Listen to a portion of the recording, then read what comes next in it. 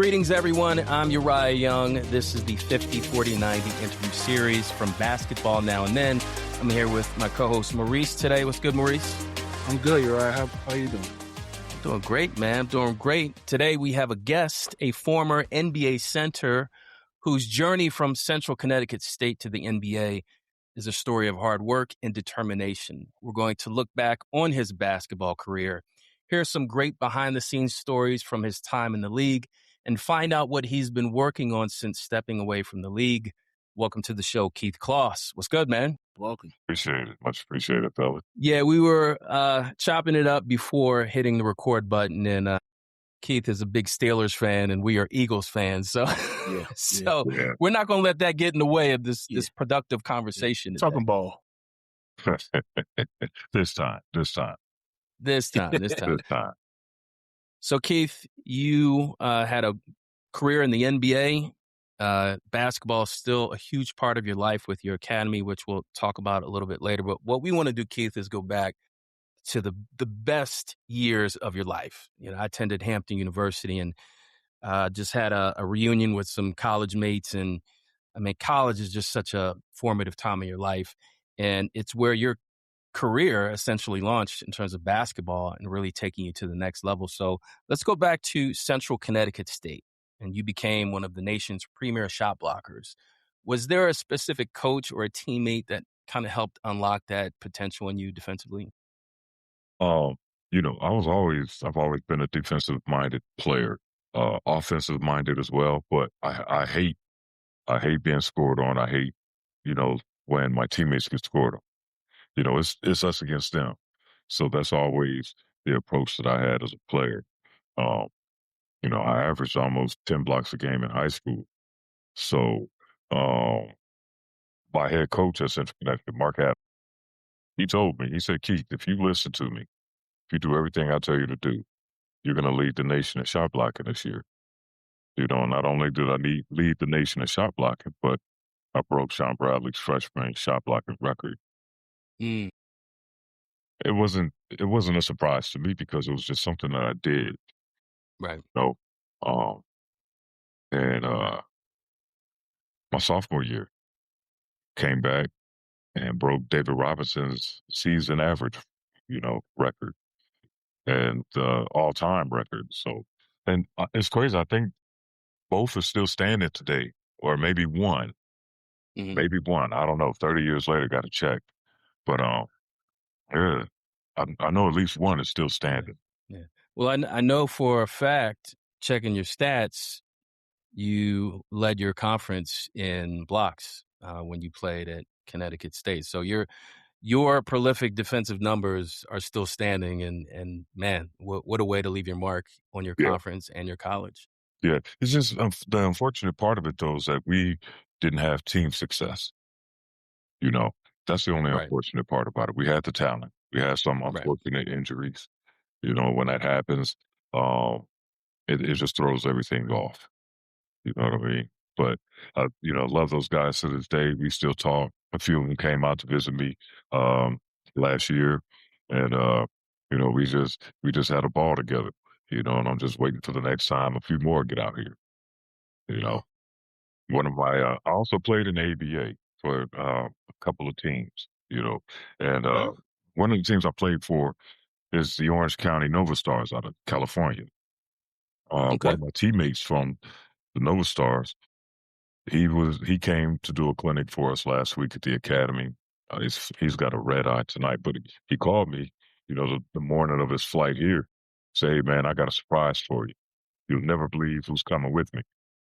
And so, we know so many people because the basketball world is just vast like that. I couldn't imagine. I couldn't guess for the life of me who it was. And it turned out to be our ABA coach, who I hadn't seen in, quite some time.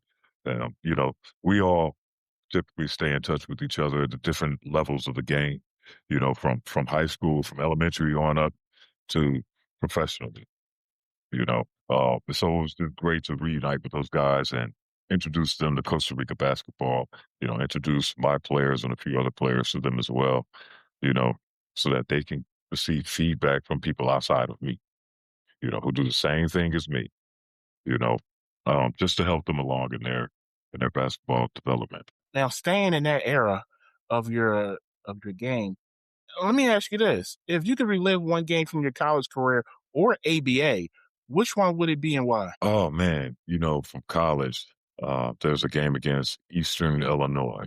I had 5 fouls, maybe 45 seconds to go in the game. We're up by 2 or 4 points. Um, I had 4 fouls, excuse me, 5 you foul out. So Right. college, I had 4 fouls, and I never fouled out of the game. Um, and I rotated over to block a dunk, and remembered I got my hand on the ball, and I remember, you know, they might call a foul. This is for fun. You got 4, and I panicked and brought my arm back down and just let him get it and let him Right. get the dunk. I had him dead to rights. I had it and let it go and let him dunk on me. My coach was so pissed off, man. He was so hot. You know, he told me that it was the most selfish play that I could make as a player because, or it's selfish because I put myself before the team. Mm. I don't want to Mhm. foul out. But we need this stop too. Right. So, that was a selfish act on my part. And he helped me understand that. So it's it's jewels like that I've been able to Mhm. pick up, over my career as a player that I carry over into my coaching career. But that moment right there, that game, Eastern Illinois, I wish I could have, I wish, hey, we Hey, learned. look, that's an interesting, story that you share. I would not have expected that. I thought you were gonna say you had the game-winning shot with 4 fouls but, hey, those are the lessons that young players in your academy are definitely gonna Exactly. get conveyed. Here's, my U12 was playing in a local tournament, and my my best player, he's got 4 fouls, Mm. and we're late in the game, and the other team makes a substitution. They bring in a ringer, and this kid, he's knocking down threes from everywhere, and my little man is guarding him. Well, he's supposed to be guarding him. I Mhm. call a timeout. Now we've lost the lead, and I call a timeout, and I ask who's guarding the kid, and my little point guard answers, "I am." And I said, "No, you're not. No, you're not. If you were guarding him, he wouldn't be scoring." He Right. said, he's hitting wide open shots. Contest the shot. Don't foul him, but contest the shot. He said, "But coach, I don't want to foul out." So it brought me back to that Wow. moment Okay. right on the spot during that game, you know. And so after the game, I shared that story with him. You Mhm. know, he was like, "Man, you're right, coach. I should have played to the end of the whistle, to the last whistle." You know, and so my lessons carried over 30 years later to the kids that I'm working with today. Wow. You It's know, amazing. and that's why I love. That's Mhm. why I absolutely love what I do today as a youth basketball coach because I'm guiding the next generation of players, and not just players, but leaders off the court. You know, Yeah, so absolutely. that that memory, it it came back around full circle today. It resonated. It definitely resonated. So let's go back to your NBA career where you started with the Los Angeles Clippers during an era that was loaded with big men. Yeah, What was the what was the biggest adjustment from college to the pros guarding players like you mentioned, David Robinson, Tim Duncan, Shaquille O'Neal? What do you think was the biggest adjustment for you? the biggest adjustment was, man, there are levels to this thing, and there are levels. But thankfully, I was prepared. You know, um, and so the only adjustment really necessary was remembering it's just basketball. This is what I do. This is just another opponent. Yes, this opponent is who they are. They're a big name. Maybe they're a superstar. Akeem Olajuwon, Shaq, Jordan, Robinson, Anzo. Man, I keep going. You know, uh, but remembering it's just a game. Mhm. And I just got to try my best to do my part to help my team. Yeah, Again, I don't like getting scored on, and right. I like when my teammates get scored on. So when we played the Bulls in LA that first time, the last dance, Mike had 48, 49 on us. You know, I blocked 4 of his shots that game, 3 or 4 of his shots, because listen, you've been beating up my guards and my forwards, man, doing your thing with them. Nah, I'm on the court now. Nah, that ends. That's time to You write did. down. There is a great highlight, I'm sure you know of, where you scored on Jordan. That was a great highlight of you scoring on Jordan. And that was the second game, Yeah. but see, back to that first game, that go-ahead layup that he hit, I tipped it. I got a piece of it. And Okay. so it just kissed off the glass perfectly, Mm. with that piece of it that I got. You could see me on the tape just like, because I had it, and I wanted it so bad, but I didn't want to, flip over my teammate who was up underneath me. I think it was Lorenzo Wright at the time, Mm. and I didn't want to flip over him trying to get it. But yeah, it's that game in Chicago, I was playing the 3. That's the first time they played me at small forward. So Mm. I can listen. I played, fellas. I played all 5 positions, man. What y'all see Wemby doing ain't nothing new. Nothing new. I was doing that in the 90s. That people Right. that played Wemby against before me. Wemby. Yeah. When a more polished Ralph Sampson, I'll say that. Okay. You know what I'm saying? People who played against me, they know. Who played against me coming up in the ranks, they know. People who played against me in college, they know. 1 through 5. AAU, my junior year, I'm a 6'11" 2-man. Andre Miller's my point guard. Aaron Mm. Maxey, who went on to play at Providence, he was my small forward at 6'5", and I'm coming off of pin downs, letting them go. I'm breaking presses because I wasn't always 7'3". Right. You know what I mean? I just carried over those talents, but just know more for defense because that's where the light shone the brightest. Exactly. Yeah. Yeah. Yeah. So let me ask you, you're still in the NBA. Let me ask you this. When you got to the league, who gave you your welcome to the NBA moment? Shaq, first preseason game in St. Louis. We came out the tunnel when those boys were already down at the other end warming up, and see everybody that I was already personally familiar with, Corey Blunt, Kobe, D Fish, because I played with them that summer, in the summer pro league, since I went undrafted. And then I see, they got on their gold with the purple trim warm ups. See this big old dude down at the other end, Shaq. First time seeing him up close and personal. That first from him, and then him putting me on the poster. That was my welcome to the NBA moment. I got the next dunk, but it hurt. It hurt like a mug, having those wrist bones, and forearm bones smashed up into that rim so violently. But Yeah. Shaq gave me my welcome to the NBA moment. Now, Keith, you mentioned some players that you played with, and you actually mentioned a player that we featured in one of our comparison episodes this past season. When it comes to Andre Miller was the player, by the way. When it comes Okay. to players that you played with throughout your career, particularly in the NBA, is there a player that you would say had the biggest impact on you on or off the court? Teammate? No. Not No. one teammate? No, honestly, no. Because great bunch of guys, and this is no Right. shade to them, but we were part of a struggling organization. And so Okay. nobody really had the time to be a veteran to the younger guys to, guide them through certain things because everybody was knee deep in their own, Right. and trying to make the best out of their own situation during that Mhm. time. So even when I was going through my trials and tribulations as a young player trying to figure things out, Mhm.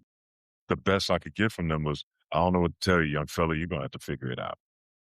Okay. And next thing you know, I've done something foolish, crashed out again, and and those same guys are, hey, I spoke to Tracy Murray about that recently.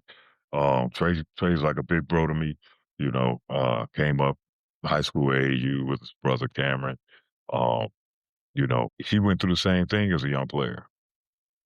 Didn't have veteran guidance, and Mhm. that just leaves us, it's fight or flight. and I'm not a runner. I'm not turning down anything. So I'm going to stand my ground, and then Mhm. I'm going to go overboard with it, to prove a point to keep the next person, make sure they think about it, Right. but all learning tools, and it helped That's make fair. me a better teammate as I matured, you know, as I got older. Um, Hey. yeah, yeah. And so I that experience right there translates into what I'm doing as a youth coach today, you know, talking to my players about communication, the importance of communication and leaders being leaders, not just by example, but sometimes vocally as well. And, make it clear to them. You don't have to be an asshole, let coach be the asshole, but Right. be confident in what you're saying. Get right to the point, be respectful, and make sure you let them understand it's for the benefit of the team, you know. But Absolutely. I didn't have anybody. I didn't have anybody back then, and it was just a tough situation for everybody. Right. Was that Sterling at that time? Hmm. Man, Yeah. so I mean, he had his own reputation. So Oh yeah. just Hands on. leave it at that. You just leave Hands it on. at that. Yeah. Yeah, playing in the late '90s, early 2000s. How would you translate your game to today's game? I'm a max player today. Max, all out. Give him a max. I'm 250 and up today. I'm 250 and up today. I can handle Right. it. I can pass it. I can shoot it. But I also play defense like Wemby does. Yeah, yeah, And that's what I would be like on the court. But I would also be down in the paint more. I spend more time down in the paint as well, Mhm. just because it's gonna help. I don't have to fire up 10, 15 jump shots a game. Let me go ahead, get down on that block, and put this hook shot on him, this fadeaway, Right. hit him with a step through or something. But yeah, have to be able to adjust your game, to fit what your team needs. So we're going to come to the present now, Keith. I used to coach youth basketball as well. I coached middle school for 5 years, and plenty of instances where players not listening or they're struggling, and then you call a timeout, drop a play. And for me, Keith, there's nothing more satisfying than, okay, timeout, you drop a play, and it's executed to the T.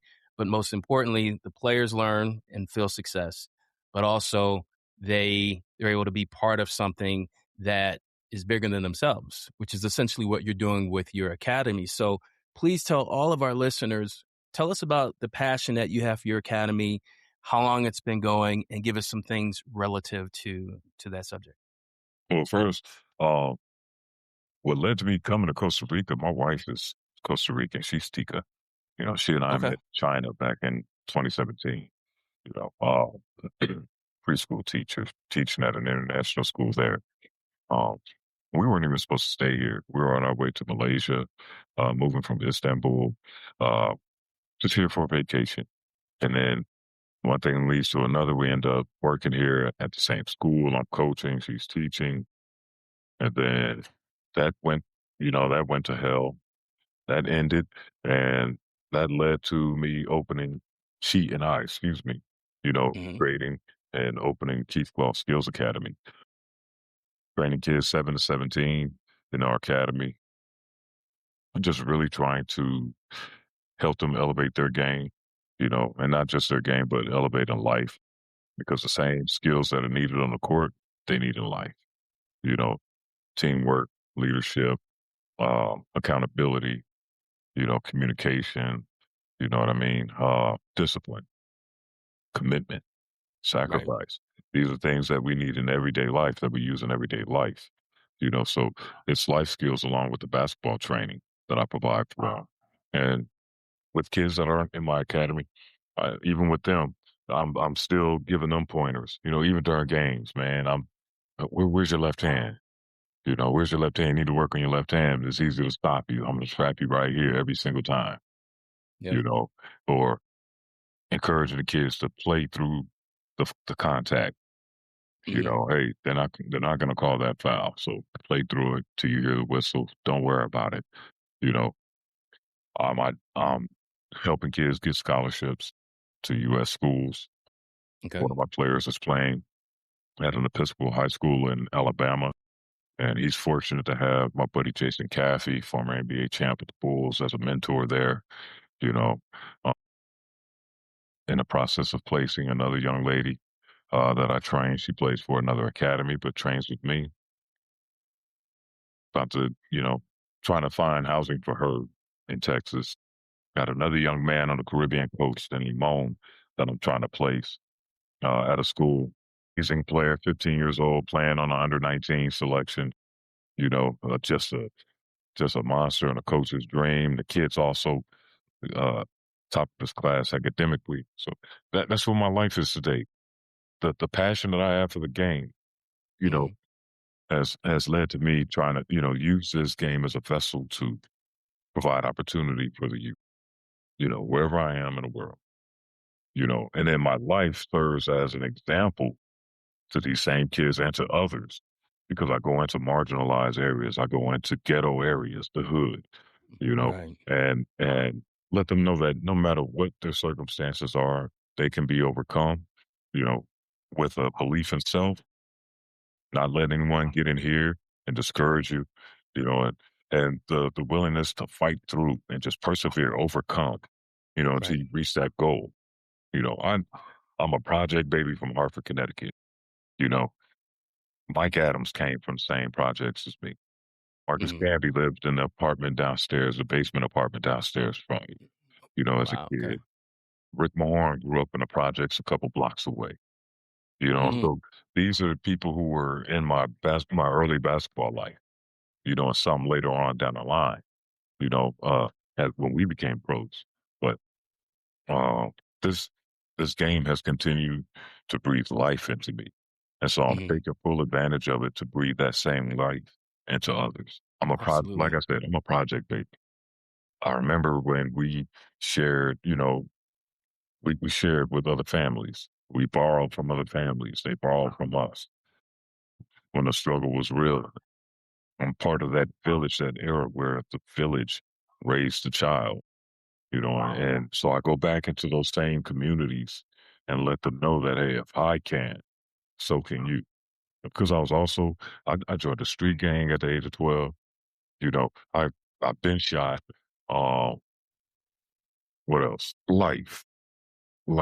But with all of these Yeah. things that I've experienced in my life, I willingly and openly and gladly share them with the youth just to help them avoid the same pitfalls and to give them a smoother path to where, they're trying to go. You know, basketball has allowed and other experiences have allowed me to do this, you know. Yeah, and you said you had a lot of lessons for the youth, and that's gonna lead me right into my question. If you can leave young basketball players with one lesson from your journey, junior college, NBA, what you're doing right now, what would it be? Do what you have to do now so that you can do what you want to do later. Okay. You know what I mean? Do what you got to do now so you could do what you want to do later. Yeah, it's a great quote. I think I heard Denzel say that once. Is that right? Yeah, I remember that quote from Denzel. At least that's what's out on social media. Oh, Denzel out here stealing quotes. I'm gonna have to see him about I was gonna say he that. got that from you. Denzel stole your quote. The But boss class. it's man, this was a life was a complete blessing. You know It what I is. mean? Life's a complete blessing, man. And I never in a million years thought that this is where I would be today in life. You know, uh, people try to clown me. Even here, people try to stop my elevation here because of ignorance, jealousy, a lack of information. Lack of information, contempt prior to investigation. It's known that I was an alcoholic, well documented. Been sober almost 19 years. September 17th will be 19 years. Right. Um, that's another thing that saved my life and reshaped my journey, my path. Mhm. Um, People would try to use that against me. Oh, he was other coaches from other academies. Oh, why would you take your child to Keith Kloss? He was an alcoholic.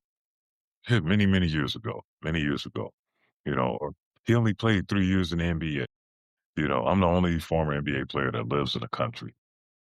You know what I mean? And I do a lot of charity work around the country. Again, going into those marginalized communities during holidays, you know, giving gifts and or free basketball clinics, you know, things of that nature, um, because they need that same love too that other kids, other more fortunate kids are experiencing. You know, Right. we were blessed to participate for the past 2 years in the biggest Christmas party in Latin America for underprivileged children. You know, and that was here in San Jose. Father Sergio from Obras de Espiritu Santo, his church. He invited us to participate in a Christmas event, Christmas party at the National Stadium here in San Jose. The first year, 2 years ago, it was, 2 years ago, it was with 35,000 underprivileged kids and their families. Every kid left with 3 gifts. You know, they won other gifts and prizes through giveaways, contests.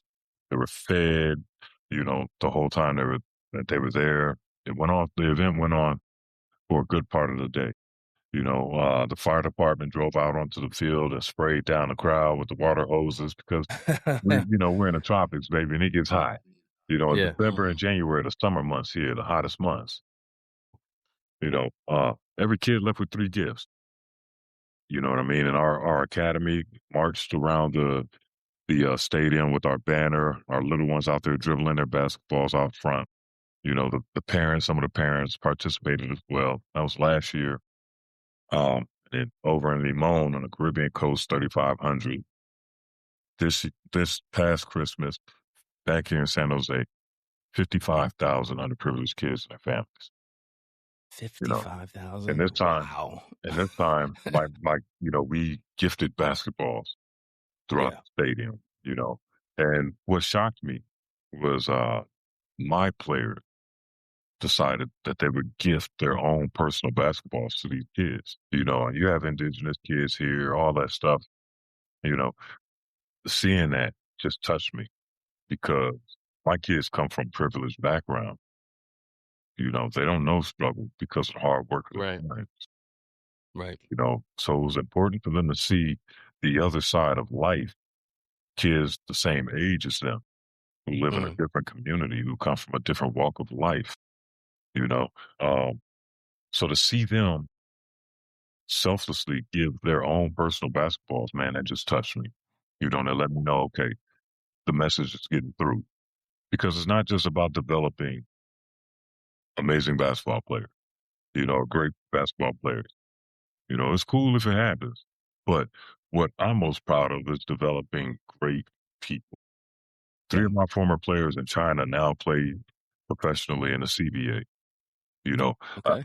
and I think that's so cool. But these 3 gentlemen, they are great people, great human beings. That's what I'm most proud of, and that's what I'm really in this for the most. Basketball is just a vessel for me to be able to help develop great people, great human beings. You know, Yeah. That's special. When you said 55,000, I thought of a football stadium, and it just hits me that that's how many underprivileged youth that your academy and that your team is helping right now. And of course, we wish you the best, and we definitely want to help spread the word through social media after we finish the interview. But what we want to do right now, Keith, before we let you go, we got some bonus rapid fire questions. All right. So as soon as we hit you, whatever comes to mind, boom, there you go. Ready, Maurice? All right. Hardest screen you ever got hit with on the NBA court? Shaq, I knew he was going to say Shaq. Yeah. Best trash talker you faced. Gary Payton, Best dunk you've witnessed in person. best dunk I've witnessed in person. Oh man, Vince Carter driving baseline in Toronto against us. Michael Olowokandi, it brought it up underneath, and yeah, Did he get any on you though, Keith? no, Vince is 0 for 2 Yeah. Yeah. including the charity. One thing we've learned from this interview is Keith takes pride in his defense. Absolutely. He wasn't going to let that happen. He Nah. would have fouled him or something. All right, last rapid fire, Keith. One current NBA player that you would love to play with, who would you play with? My little bro, DeMar DeRozan. Yeah. Okay. Yeah, All right. yeah. Why DeMar? I'm just curious. I had DeMar as a youngster before he got to the league. He was playing with me in the Drew League. He Yeah. was? Lou, Okay. and listen, this was my squad, the Drew League. JaVale McGee, Craig Smith, DeMar DeRozan, Nick Young, James Harden. Well, you had yes, all the Cali players. Yeah. Yeah, yeah. So, And JaVale McGee is kind of like your archetype, kind of like the same player. yeah, yeah, just more athletic than me, a little bit more athletic than me. Wow. DeMar DeRozan, we featured him, Keith, in one of our comparison episodes. And by the way, when we compare players, Keith, we don't compare for superiority because it gets too toxic. So we just compare players to, see how similar their games were. And we compared him to Joe Johnson. And Joe Johnson obviously grew up in the South. High school When we Joe. learned about DeMar DeRozan and his upbringing and how he lost so many people in his life and being exposed to gangs, and it just reminds me of what you're doing in Costa Rica now is like he needed that structure of basketball, and his dad was very supportive, but growing up in LA, you lived out there obviously, was not an easy task for him, but to know that he's connected to you and that you it would be an honor for you to play with him is pretty special. Yeah, yeah. We played against each other, and we played together. Excuse me, together in the Drew League. So, that was really cool. Last July, we took 10 families from Costa Rica to Los Angeles for the Junior Clippers camp, and it was more or less a basketball journey. Part of my basketball journey that I was sharing with my players. The first stop was Venice Beach. That's where I learned to play as a kid. That's where the ball handling, the shooting, the passing, everything started there. On a beach basketball court. And Bone Collector and myself did a basketball clinic for all the kids that were there, including ours that came from Costa Rica. They got a chance to meet Craig Smith for the first time, Cedric Ceballos, Sick With It, Johnny Fife, who Johnny Fife is an OG. You remember the Nike basketball commercial with the ball handling and the you know what I mean? The Reebok, Oh, the oh, Reebok, the No, squeaky. yeah, no, yeah. Nike. He's No, on. it was Nike. It was It was- Nike. They didn't Okay. talk about. It was just What? dribbling, and it was black and white, and the ball Yeah, was Darius squeaky. Yeah. Miles. Yeah, Jason Williams was in it. Yeah, that's right. Okay. That's right. Johnny Fife was one. He was also in that. Yeah, in that commercial. But my kids got a chance to meet him and a few others. DeMar. So we did the Junior Clippers camp for the next week. Obviously because I'm a former Clipper. But then we went to the Drew League. The last day, did a clinic with the Drew League. DeMar came to speak to the kids. Mhm. And I didn't know that he was speaking. They made it a surprise for me too. You know, uh, and so afterwards, my kids and their parents are going crazy. And I'm having to remind them, hey, discipline. Just go sit down and relax. And I went over to them and the greeting, and I told them what I was up to because I hadn't seen him. I've been gone for several years, overseas. So catching up with them, bringing them up to speed. He said, man, those are your kids? I said, yeah. He said, man, let's go on over there right now. Pictures and autographs of the kids, answering their questions, answering the parents' questions, because the dads still watch NBA basketball and a few of the moms, and so it was an amazing experience for them to be able to reach out and touch these guys, not just see them on TV, but right there in your face, and there's no security to hold you back. Jaren Jackson Jr. came, and I didn't know him personally. I I played against his dad though, and he came with the Yes. security, and respect and security. I talked to security first. Yeah, I didn't have to, but respecting the man's job, what he's doing, because we got to lead by example, right? Yeah. I could go straight to Jaren, but now let me show these people how to do it the right way, you know. Uh, and when I explained, he said, "Man, I remember you." He said, "Hold on." He said, "Boss man, listen, this is Keith Claus." Jaren said, he said, "Man, I remember you." He said, "Man, you didn't have to block my dad like that back when I was a kid. I remember that." You know, and so we're standing there laughing. And again, I explained to him what I'm doing. Man, let's go get these. Man, take me to the kids. Right. told the security to chill and Man. walked on over with me to where my kids and my parents were. You know, they got the royal treatment and, Man. words of encouragement, joking around with them and stuff. And this is right after he signed his big contract, you know. So it's recent, last July. And my kids and my parents, they still talk about it to this day, you know. Wow. Um, Craig Smith and Cedric Sabalos were here last month for I did a favor for the league here, the president of the league here, uh, and had the guys come out. They decided to come out for free, Okay. which was a total blessing because I know what business is. I understand the business side of this, but the relationship that we have, the love we have for each other, they came for nothing. The league just covered their travel expenses and housing. Uh, they did a clinic for us. That was absolutely amazing. Craig Smith, he's a children's book author now, and he brought his books with him, and we're trying to get his books into the bookstore. Some people are talking about getting them into the schools, you know, because they're just that good. Um, so while I'm here, I'm inviting my NBA and WNBA, brothers and sisters to just share what they've learned over the years through their basketball journeys with these kids and to, give them hope, encourage them. You know what I mean? But Absolutely. a lot of people think it's like this. Everyone wants a superstar. Everybody wants a superstar. And 9 times out of 10, they'll bypass the role players, and the role players work just as hard or even harder than the superstar. But because they're designated to a role, Right. you know, they're automatically looked at as something different or less than. When we Right. bring just as much value as everybody else. And so I'm introducing my players to every level of player, so that they can get bits and pieces, gems from them that they can grow from. Like I Mhm. was saying, you know, um, kids are starting to figure it out. Parents are starting to figure it out. You know, Right. my U12, they're gonna be nasty. Those kids are gonna be nasty, and we're getting new pieces with them. Um, and I'm just looking forward to putting these kids in a position to get scholarships within the next 2 years, 3 years. So that they can continue their basketball journeys and their educational journeys.